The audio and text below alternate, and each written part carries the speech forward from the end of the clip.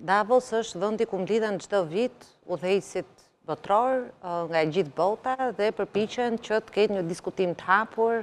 dhe të përqendrohen në sfidat më të mëdha që përballet bota praktikisht për vitin që ka kaluar dhe për të parë drejt së ardhmes.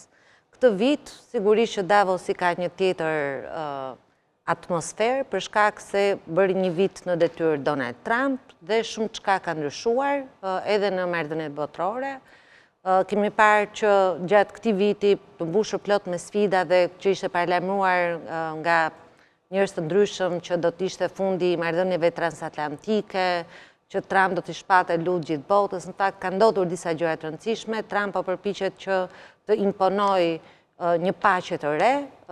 përpiqet të imponojë paqen në Rusi dhe Ukrainë mes dy vendeve, pra të vendoset paqja në Ukrainë, u përpoq të impononte paqen në lindjen e mesme, të ndërtojë një tjetër raport me Bashkimin Evropian në kuadër të NATO-s, duke i detyruar ato që të paguajnë më shumë për mbrojtjen e përbashkët transatlantike. Por duke çelur nga ana tjetër, gati një luftë të ftohtë kemi patur zhvillime të reja me Maduron, të cilin e hoqi nga Venezuela dhe ka paralajmëruar se nuk do të ndalojë aty, i ka shpallur luftë të gjitha karteleve të drogës kudo që janë dhe i ka shpallur si organizata terroriste. Pra ka disa zhvillime të cilat kanë sjell frikë, pasiguri,